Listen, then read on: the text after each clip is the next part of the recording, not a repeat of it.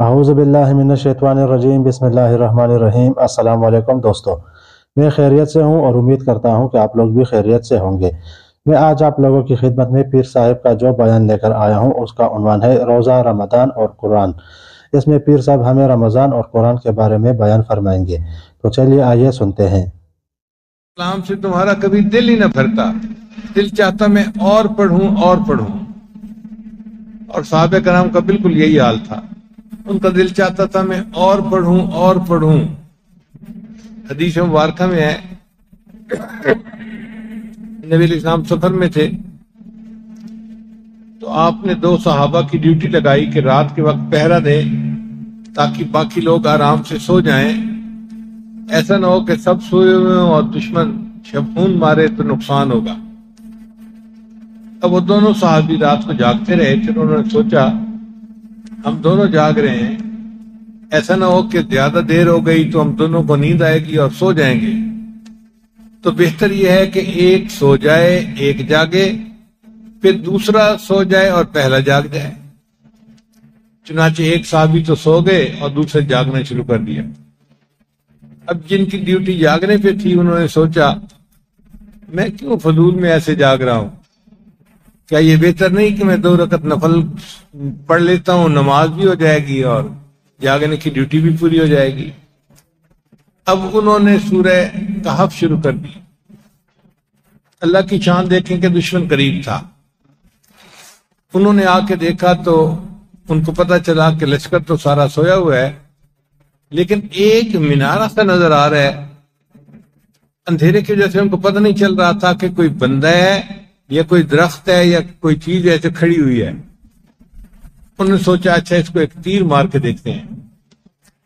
चुनाचे उन्होंने अंधेरे में तीर चलाया और वो साहबी को आकर लगा।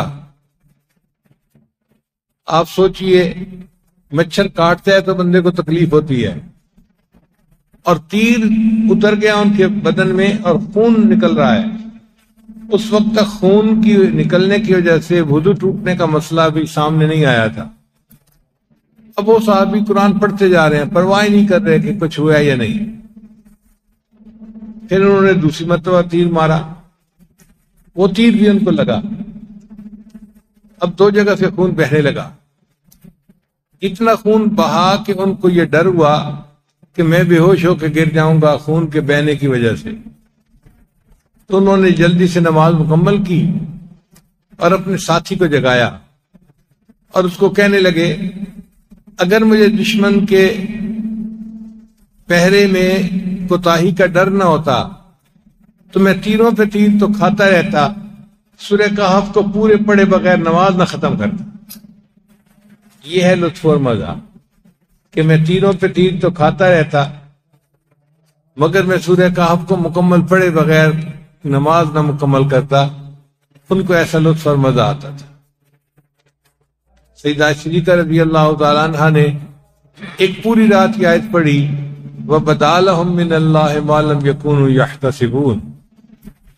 नबी अलैहिस्सलाम ने एक रात में पूरी रात की आयत पढ़ी, इन तुअज़्ज़िबहुम फ़इन्नहुम इबादुक। सुभान अल्लाह। आजकल लोग बच्चे चिंगम मुंह में रखते हैं, चबाते रहते हैं, उसको चबाते रहते हैं। उनसे पूछो भाई ये क्या मसला है, कहते नहीं मजा आ रहा है। जिस तरह उनको चिंगम चबाने से 1-1 घंटा मजा आता है, अल्लाह वालों को कुरान मजीद की आयत को इसी तरह बार बार पढ़ने का मजा आता है, लुत्फ आ रहा होता है। दिल चाहता है बस इसको पढ़ते रहें पढ़ते रहें पढ़ते रहें। दुआ करनी चाहिए कि अल्लाह ताला हमें भी कुरान मजीद की लज्जत अता फरमा दे ताकि हमारे दिल उसको हासिल करें और हमें कुरान मजीद के साथ एक निस्बत नसीब हो जाए। कुरान मजीद बरकत वाली किताब है, इसकी बरकत से इंसान का ईमान महफूज होता है। चुनांचे अमेरिका का एक नौजवान का वाकया, पाकिस्तानी नौजवान था, इंजीनियर था और अमेरिका में किसी कंपनी में काम करता था। अब उसके दफ्तर में एक अमेरिकन लड़की थी जो हद से ज्यादा खूबसूरत थी और ये पाकिस्तानी लड़का उस पर फिदा हो गया। اس کا دل چاہتا تھا کہ بس کچھ بھی ہو میں نے اس لڑکی سے شادی کرنی ہے. یہ بار بار اسے کہتا کہ میں تم سے شادی کرنا چاہتا ہوں. وہ انکار کر دیتی کہ نہیں، میرا باپ عیسائی ہے، ہم عیسائی ہیں، ہم آپ سے شادی نہیں کر سکتے. یہ بندہ اتنا مغلوب الحال ہوا کہ ایک دن کہنے لگا کہ اپنے باپ سے کہو جو شرائط منوانی ہے میں ماننے کو تیار ہوں، شادی کر دے. لڑکی نے اپنے باپ سے بات کی تو باپ نے کہا ہاں ٹھیک ہے، شرائط ہماری یہ ہے کہ اگر شادی اس نے میری بیٹی سے کرنی ہے تو وہ آج کے بعد اپنے ماں باپ رشتہ داروں سے جو پاکستان میں ہیں کوئی رابطہ نہیں رکھے گا. اس نے یہ شرط مان لی. دوسری بات کہ وہ آج کے بعد پاکستان واپس کبھی نہیں جائے گا. اس نے یہ بات بھی مان لی.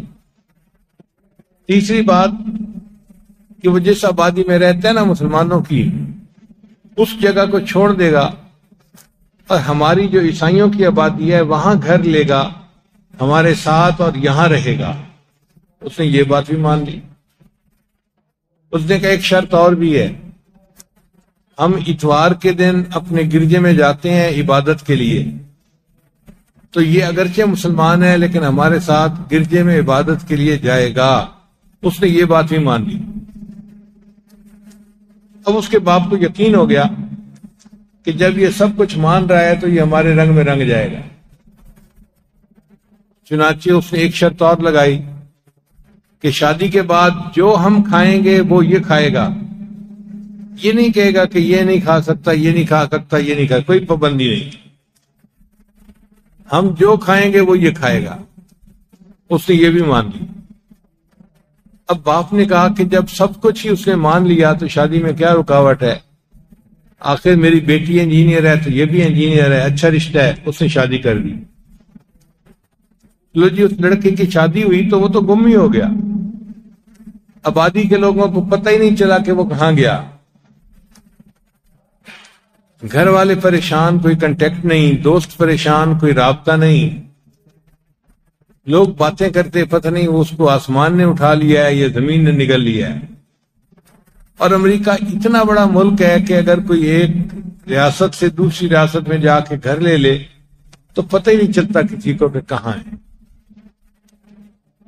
اس نے گھر لیا اور بیوی کے ساتھ اپنا وقت گزارنے لگا. اللہ کی شان دیکھیں کہ 1 سال اس نے اسی طرح گزارا. پھر 1 سال کے بعد یہ ایک دن مسجد کے اندر آیا فجر کی نماز پڑھنے کے لیے. تو امام صاحب اس کو دیکھ کر بڑے حیران ہوئے. انہوں نے نماز کے بعد اس کو پوچھا کہ بھائی آپ کہاں غائب ہو گئے تھے اور آج کہاں اچانک برآمد ہو گئے؟ اس نے کہا جی میں آپ کو تسلی سے بیٹھ کے بات سناتا ہوں. بات یہ ہے کہ میں اس لڑکی کے ساتھ اتنا انوالو ہو گیا تھا کہ پاگل ہو گیا تھا. میں چاہتا تھا جو قیمت دینی پڑے میں دوں گا اور اس لڑکی سے شادی کروں گا. چنانچہ اس کے باپ نے جو شرطیں کہیں میں نے سب شرطیں مان لی. اس لیے میں نے اس آبادی کو چھوڑ دیا، دوستوں کو چھوڑ دیا، ماں باپ کو چھوڑ دیا اور میں ان کے ساتھ انہی کے رنگ میں جا کے رنگ گیا. مگر میرے دل میں ایمان تو تھا اور میرا دل مجھے ملامت کرتا تھا کہ ایک لڑکی کی خاطر تو نے یہ کیا جو ہے نا وہ حرکت کی. مگر نفس کے ہاتھوں مجبور تھا، میں اس کے ساتھ زندگی گزار رہا تھا.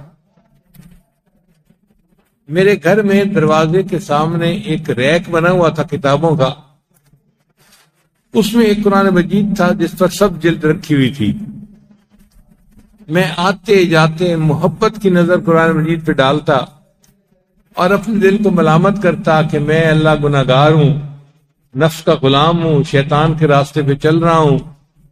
میں نے نیکی کو چھوڑ دیا اور میں عیسائیوں کے اندر جو ہے وہ زندگی گزار رہا ہوں. میں قرآن مجید پڑھتا نہیں تھا، نہ نماز پڑھتا تھا، نہ کچھ. صرف آتے جاتے قرآن مجید کو محبت کی نظر سے دیکھتا تھا اور دل میں ملامت کرتا تھا اپنے آپ. ایک دن میں دفتر سے واپس آیا تو میں نے دیکھا کہ وہ سب کتاب نہیں پڑھی تھی. میں نے بیوی سے پوچھا بھئی یہ سب کتاب تھی وہ کہاں ہے؟ انہوں نے کہا جن کتابوں کو نہ آپ پڑھتے ہیں نہ میں پڑھتی ہوں، آج میں نے صفائی کی اور ساری کتابوں کو اٹھا کے میں نے ٹریش کین میں ڈال دیا، ردی کی ٹوکری میں ڈال دی۔ کہتا ہے یہ سن کے تو میں تو پریشان ہو گیا، اس کے قرآن مجید کو اٹھا کے وہ گندگی کی ٹوکری میں ڈال دیا۔ میں بھاگا ہوا گیا اور سب کتاب کو اٹھایا، صاف کیا، اس کو چوما، سینے سے لگایا۔ اس نے مجھ سے پوچھا، بیوی نے، کہ تم یہ پاگلوں والی حرکت کیوں کر رہے ہو؟ میں نے کہا یہ قرآن ہے، اللہ کا کلام ہے، اور میں اس کو گھر سے نہیں دور کر سکتا۔ اس نے کہا اچھا، اس کا مطلب ہے تمہارے اندر ابھی بھی مسلمانیت کا کوئی رگ باقی ہے۔ میں نے کہا ہاں، میں نے تم سے شادی کی ہے، تمہیں ایمان نہیں بیچا، میں نے ایمان میرے دل میں ہے۔ اس نے کہا اچھا، میں اپنے ابو کو جا کے بتاتی ہوں۔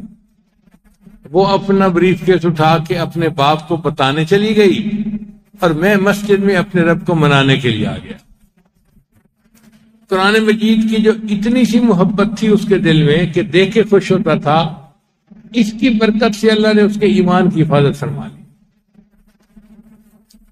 تو یہ برکت والی کتاب ہے، روحانی بیماریوں کو شفا دیتی ہے، بندے کو ہدایت دیتی ہے، اور بندے کا اللہ سے تعلق جوڑ دیتی ہے۔ اس لیے قرآن مجید قیامت کے دن شفاعت کرے گا۔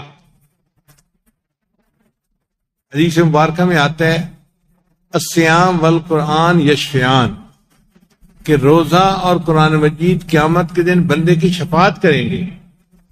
قرآن کہے گا یا اللہ یہ میرے ساتھ دوستی کرتا تھا، روز میری تلاوت کرتا تھا، اب یہ جہنم میں نہیں جا سکتا، اگر اس کو جہنم میں بھیجنا ہے تو مجھے اپنی کتاب سے نکال دیجئے۔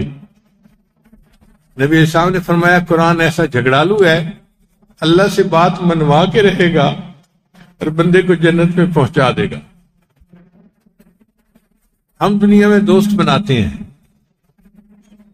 کاش کہ ہم قرآن مجید کو اپنا دوست بنائیں، اسی کو پڑھنا، اسی کو یاد کرنا، اسی کو سمجھنا، اٹھتے بیٹھتے اسی سے تعلق ہو۔ قرآن مجید کے ساتھ اگر دل جڑ گیا تو ہماری دنیا بھی سنور گئی، آخرت بھی سنور گئی۔ شاعر کہتے ہیں اتر کر ہرا سے سوئے قوم آیا، اور ایک نسخے کیمیا ساتھ لایا، وہ بجلی کا کڑکا تھا یا صوت ہادی، عرب کی زمین جس نے ساری ہلا دی۔ یہ قرآن مجید کیا نور والی کتاب تھی کہ پوری عرب کی زمین کو ہلا کے رکھ دیا۔ چنانچہ کوئی بھی نبی علیہ السلام کے سامنے آتا تھا کافر، نبی علیہ السلام قرآن پڑھتے تھے اور قرآن کی وجہ سے اس کے دل میں ایمان کا نور آ جاتا تھا۔ آج اسی قرآن کو چھوڑنے کی وجہ سے ہم اپنی زندگی میں ذلت کا وقت گزارتے پھر رہے ہیں۔ وہ زمانے میں معزز تھے مسلمان ہو کر، ہم ہوئے خار تارک قرآن ہو کر۔ قرآن آج بھی ہمارے گھروں میں موجود ہے، ہمیں چاہیے کہ ہم اس کو پڑھیں اور کثرت کے ساتھ پڑھیں۔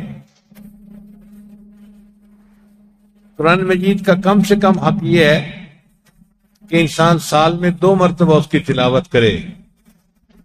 اب عام دنوں میں تو ہم تلاوت نہیں کر پاتے، تو کم از کم رمضان شریف میں ہی 2 مرتبہ قرآن مجید ختم کرنے کی کوشش کر لیں تاکہ قرآن مجید کا یہ حق ادا ہو جائے۔ قرآن مجید کو اچھے ریشمی غلاف کے اندر رکھنا، اس کی صفائی ہو، اس پہ گرد نہ پڑے اور اس کو خوشبو لگا کے رکھنا، یہ اس کا ادب ہے۔ اور قرآن مجید کے ساتھ دل کی محبت ہونی چاہیے، اور جو صاحب قرآن لوگ ہوں، حافظ ہیں، علماء ہیں، ان کے ساتھ بھی محبت ہو، یہ بھی قرآن کی محبت ہے۔ جس طرح بیٹے سے محبت ہو تو باپ خوش ہوتا ہے، اس کو میرے بیٹے سے بڑی محبت ہے جی۔ جس بندے کو قرآن سے محبت ہوگی، اللہ اس سے راضی ہوں گے کہ میرے اس بندے کو میرے قرآن سے محبت ہے، اور اس قرآن کی برکت کی وجہ سے اللہ اس کے کاموں کو سنواریں گے۔ قرآن مجید انسان کو اس دجالی دور کے اندر ایمان کی حفاظت دے گی، اس لیے قرآن مجید کو پڑھنا اور اس کے ترجمے کو سمجھنا یہ ہم میں سے ہر بندے کے اوپر ضروری ہے۔ قرآن مجید تو ہے ہی، رمضان مبارک تو ہے ہی شہر القرآن، قرآن مجید اسی میں نازل ہوا، اور اللہ نے حکم دیا کہ سارے امت کے بندے نماز میں کھڑے ہو کر قرآن مجید کو شروع سے آخر تک سنیں۔ کتنا اللہ کا بہترین نظام ہے کہ جو تلاوت میں سستی کرتے ہیں رمضان میں ان کو بھی پورا قرآن سننے کا موقع مل جاتا ہے۔ محترم جماعت، ہم تو پورے رمضان میں ایک قرآن مجید تراویح میں ختم کرتے ہیں۔ وسط ایشیا میں ہم نے دیکھا ان لوگوں کو قرآن مجید کے ساتھ اتنی محبت ہے کہ وہ رمضان المبارک میں 3 ختم قرآن مجید کے کرتے ہیں۔ ہر 10 دن کے بعد ختم قرآن ہوتا ہے اور ہر روز 3 پارے قرآن مجید کی تلاوت ہوتی ہے۔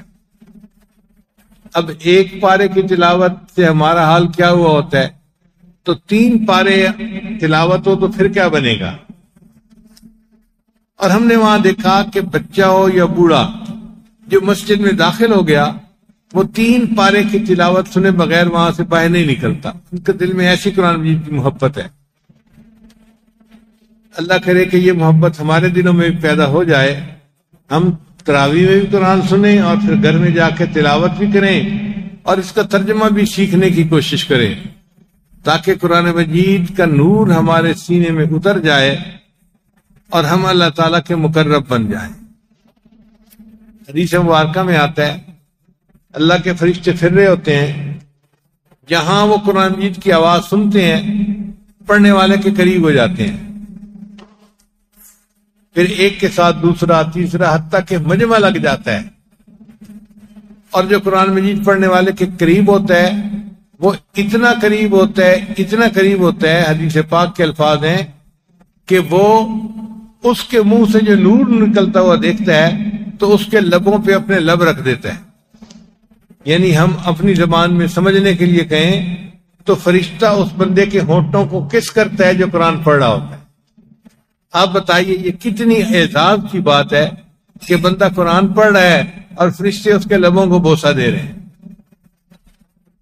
چنانچہ ایک بڑے قاری تھے، نام شاید ان کا امام عاصم ہے یا کوئی اور قاری، مسجد نبی میں قرآن پڑھاتے تھے، ان کے منہ سے بڑی خوشبو آتی تھی، شاگرد بڑے حیران ہوتے، حضرت آپ کوئی الائچی منہ میں رکھتے ہیں یا کچھ اور چیز کے منہ سے ایسی خوشبو آتی ہے؟ وہ کہتے بھئی میں تو کچھ چیز منہ میں نہیں رکھتا، حضرت ہم نے ایسی خوشبو کبھی نہیں سنگی جو آپ کے منہ سے آتی ہے۔ ایک شاگرد ان کا تھا لسوڑے کی گٹھلی کی طرح کا، وہ چپک ہی گیا، حضرت آپ مجھے بتائیں وجہ کیا ہے، وجہ کیا ہے، وجہ کیا ہے۔ جب اس نے بہت تنگ کیا تو انہوں نے بتایا کہ اچھا میں تمہیں راز بتاتا ہوں کہ ایک رات مجھے خواب میں نبی علیہ السلام کی زیارت نصیب ہوئی، تو نبی علیہ السلام نے فرمایا نام لے کر عاصم، تم میری مسجد میں بچوں کو قرآن پڑھاتے ہو، لاؤ میں تمہارے لبوں کو بوسہ دوں۔ نبی علیہ السلام نے جب سے خواب میں میرے لبوں کو بوسہ دیا تب سے میرے منہ سے یہ خوشبو آ رہی ہے۔ آپ سوچئے کہ اللہ کے محبوب اتنے خوش ہوتے ہیں قرآن کی خدمت کرنے والوں سے کہ ان کے لبوں کو خواب میں بوسہ دیتے ہیں۔ اس لیے کہا گیا خیرکم من تعلم القرآن وعلمہ، تم میں سب سے بہتر وہ ہے جو قرآن پڑھے اور پڑھائے۔ جو لوگ قرآن پڑھتے اور پڑھاتے ہیں یہ خوش نصیب ہیں، ان کو اللہ نے بہترین کام عطا فرمایا ہے۔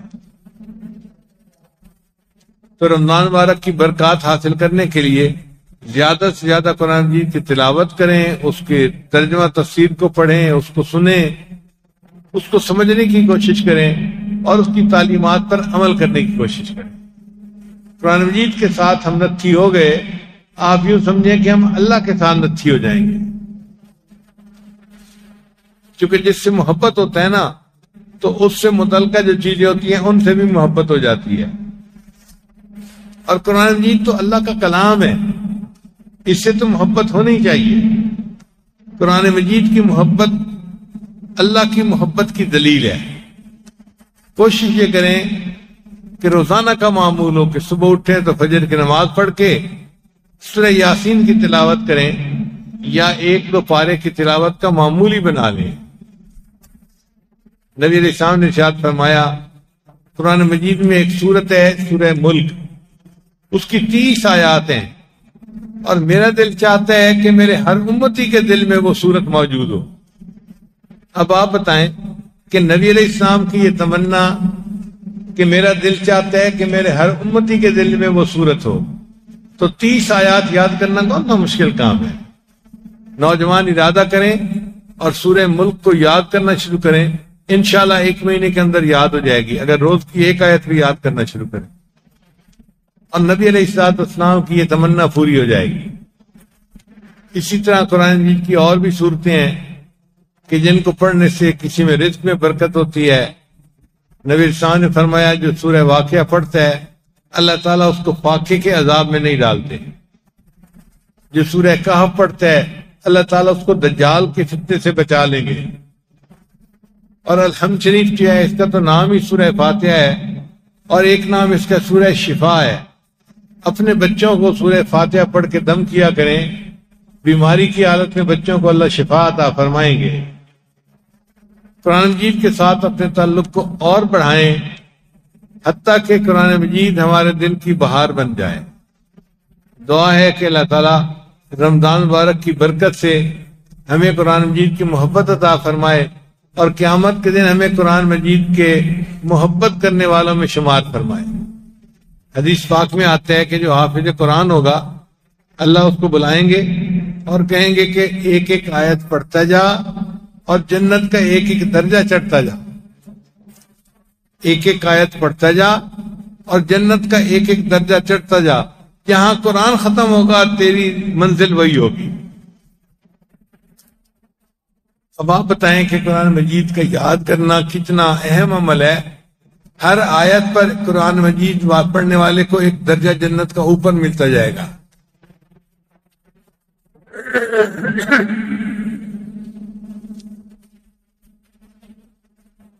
رتل کما کنت ترتل فی الدنیا، اور جیسے دنیا میں تم مزے لے لے کے ٹھہر ٹھہر کے پڑھتا تھا نا، ایسے پڑھ اور جنت کے درجے کو چڑھتا جا۔ ہم میں سے ہر بندہ اگر کوشش کرے تو قرآن مجید کا حافظ بن سکتا ہے، مشکل کام نہیں ہے۔ علماء نے لکھا ہے کہ جو بندہ قرآن مجید کو یاد کرنے کی نیت کر لے، اگر اس نے چند آیتیں یاد کی ہے اور اس کو موت آ گئی، اللہ اپنے فضل سے اس کی نیت کی وجہ سے قیامت کے دن اس کو حفاظ کی قطار میں شامل فرمائے کہ میرے بندے نے قرآن کی پڑھنے نیت کر لی تھی، لہذا میں اس کو حافظوں کے ساتھ کھڑا کرتا ہوں۔ اب یہ کون سا مشکل کام ہے؟ روز کی 1 آیت یاد کرنا شروع کر دیں، ہر بندہ کر سکتا ہے، ہر مرد اور ہر عورت۔ ہمارے قریبی رشتہ دار تھے، وہ سنارے کا کام کرتے تھے، میں بہت چھوٹا تھا، محمد نافع کی عمر کا بچہ، تو میرا دل چاہتا تھا کہ کوئی کام پڑے اور امی مجھے ان کے گھر بھیجے اور میں ان کو سونے کے زیور بناتے ہوئے دیکھوں۔ چنانچہ کوئی چیز لینے دینے امی مجھے بھیجتی تھی تو میں وہاں جا کے ان کی جو ورکشاپ تھی بیٹھک میں بنی ہوئی، وہاں بیٹھ جاتا تھا اور دیکھتا رہتا تھا۔ وہ کبھی سونے کا تار بنا رہے ہوتے تھے، کبھی اس کو جو ہے نا وہ ٹھک ٹھک کرتے رہتے تھے، کچھ نہ کچھ زیور بناتے رہتے تھے، اور میں دیکھتا رہتا تھا۔ میں نے یہ دیکھا کہ وہ 1 آیت کو بار بار پڑھتے تھے۔ تو ایک دفعہ میں نے ان سے پوچھا، آپ 1 آیت کو بار بار پڑھتے ہیں؟ وہ کہنے لگے کہ میں قرآن مجید کا حافظ بننا چاہتا ہوں، شادی شدہ ہوں اور میرے پاس اتنی فرصت نہیں کہ میں مدرسے میں جا کے پڑھوں، تو میں فجر کی نماز کے بعد استاد سے 1 آیت کا سبق لے لیتا ہوں اور پورا دن وہ آیت پڑھتا رہتا ہوں، شام تک وہ یاد ہو جاتی ہے، اگلے دن اگلا سبق۔ 1 آیت روز یاد کرتے کرتے انہوں نے کئی سالوں میں پورا قرآن مجید مکمل یاد کر لیا، اور اس کے بعد اپنی زندگی میں انہوں نے کوئی 20 مرتبہ رمضان شریف میں تراویح پڑھائی۔ اگر 1 آیت کو یاد کرتے کرتے بندہ پورا قرآن یاد کر سکتا ہے تو ہم کیوں نہیں کر سکتے؟ ہم بھی کر سکتے ہیں۔ ہمت کی بات ہے۔ رمضان مبارک کے مبارک مہینے میں نیتیں کر لیجئے اور قرآن مجید کی تلاوت شروع کر دیجیے اور اس کو پڑھنا شروع کر دیجیے۔ جتنا پڑھتے جائیں گے اتنا برکتیں ملتی جائیں گی، ایمان محفوظ ہو جائے گا، اور آئندہ نسلوں کے اندر اللہ تعالیٰ ایمان کو جاری و ساری فرما دیں گے۔ اللہ تعالیٰ اس رمضان کو جو ہمارے لیے شہر القرآن ہے ہمارے لیے شہر الغفران بنا دے، کیونکہ جو بندہ رمضان المبارک میں روزہ رکھے گا تقوی و طہارت کے ساتھ، اللہ اس کے پچھلے سارے گناہ معاف کر دیتے ہیں۔ حدیث مبارکہ میں ہے من صام رمضان ایمانا و احتسابا غفر له ما تقدم من ذنبہ، جس نے رمضان کے روزے رکھے ایمان اور احتساب کے ساتھ، اللہ اس کے پچھلے سارے گناہ معاف کر دیتا ہے۔ اور ایک حدیث میں ہے من قام رمضان، جس نے رمضان کی تراویح اہتمام کے ساتھ پڑھی ایمانا و احتسابا غفر له ما تقدم من ذنبہ، اللہ اس کے بھی پچھلے سب گناہوں کو معاف کر دیتا ہے۔ اب بتائیے شوق کے ساتھ تراویح کو پڑھنا، اہتمام کے ساتھ، محبت کے ساتھ، اس سے زندگی کے پچھلے سب گناہ معاف ہو جاتے ہیں۔ یہ کتنا عظیم اجر ہے جو اللہ عطا فرماتے ہیں۔ اللہ تعالیٰ رمضان مبارک کی برکت سے ہم سب کی مغفرت فرمائے، اور اللہ تعالیٰ ہمارے اوپر سے پریشانی اور مصیبتوں کو دور فرمائے۔ وآخر دعوانا ان الحمد للہ رب العالمین۔ جی دوستو، جیسا کہ آپ لوگوں نے سنا، آج کے بیان کا عنوان تھا روزہ، رمضان اور قرآن۔ اس میں پیر صاحب نے ہمیں رمضان اور قرآن کے بارے میں تفصیل کے ساتھ بیان فرمایا۔ امید کرتا ہوں کہ آپ لوگوں کو آج کا یہ بیان پسند آیا ہوگا، اور انشاءاللہ بہت جلد میں آپ لوگوں کی خدمت میں ایک اور نئے بیان کے ساتھ حاضر ہوں گا۔ تب تک کے لیے مجھے اجازت دیجیے گا۔ اللہ حافظ۔